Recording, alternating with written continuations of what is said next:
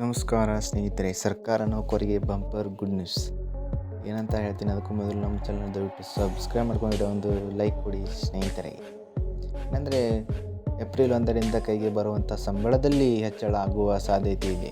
ಹಾಗಿದ್ರೆ ಯಾರಿಗೆ ಇದು ಅನ್ವಯವಾಗಲಿದೆ ಅಂತ ತಿಳಿಯಲು ವಿಡಿಯೋವನ್ನು ಕಂಪ್ಲೀಟಾಗಿ ವಾಚ್ ಮಾಡಿ. ಏಪ್ರಿಲ್ 1, 2026ರಿಂದ ಭಾರತದ ಆದಾಯ ತೆರಿಗೆ ವ್ಯವಸ್ಥೆಯಲ್ಲಿ ಮಹತ್ವದ ಬದಲಾವಣೆ ಆಗ್ತಾಯಿದೆ ಸ್ನೇಹಿತರೆ. ಏನಪ್ಪ ಅಂದರೆ ಕೇಂದ್ರ ಸರ್ಕಾರವು ದಶಕಗಳ ಹಳೆಯ ಆದಾಯ ತೆರಿಗೆ ಕಾಯ್ದೆ 1961ರ ಬದಲಿಗೆ ಹೊಸ ತೆರಿಗೆ ಕಾಯ್ದೆಯನ್ನು ಜಾರಿಗೆ ತರ್ತಾ ಇದೆ ಸ್ನೇಹಿತರೆ. ಹೌದು ಸ್ನೇಹಿತರೆ, ಅಂದರೆ ಸಂಬಳ ಪಡೆಯುವಂತಹ ಸರ್ಕಾರ ನೌಕರರ ಮಾನಸಿಕ ಆದಾಯದಲ್ಲಿ ಏರಿಕೆ ಆಗುವ ನಿರೀಕ್ಷೆ ಕೂಡ ಇದೆ ಸ್ನೇಹಿತರೆ. ಈ ವಿಡಿಯೋನ ಪೂರ್ತಿಯಾಗಿ ನೋಡಿ ಸ್ನೇಹಿತರೆ.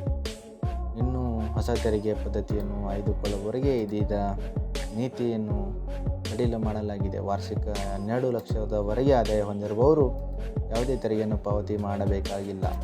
ಇನ್ನೂ ಕೂಡ ನಮ್ಮ ಚಾನಲ್ ದಯವಿಟ್ಟು ಸಬ್ಸ್ಕ್ರೈಬ್ ಮಾಡದಿರೋರು ದಯವಿಟ್ಟು ಸಬ್ಸ್ಕ್ರೈಬ್ ಮಾಡಿ ಸ್ನೇಹಿತರೆ.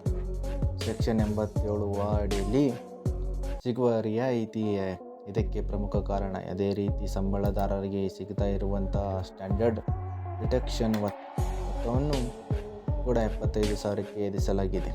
ಇದರ ಅರ್ಥ ನಿಮ್ಮ ಒಟ್ಟು ಆದಾಯ 12.25 ಲಕ್ಷದ ಒಳಗಿದ್ದರೆ ನೀವು ₹1 ಕೂಡ ತೆರಿಗೆಯನ್ನು ಕಟ್ಟಬೇಕಾಗಿಲ್ಲ. ಇನ್ನು ಹೊಸ ತೆರಿಗೆ ಸ್ಲ್ಯಾಬ್ಗಳು ತೆರಿಗೆ ದರಗಳನ್ನು ಸರಳ ಮಾಡಲಾಗುತ್ತಿದ್ದು, ಇದರಿಂದ ಮಧ್ಯಮ ವರ್ಗದವರಿಗೆ ಹೆಚ್ಚಿನ ಉಳಿತಾಯ ಕೂಡ ಆಗಲಿದೆ.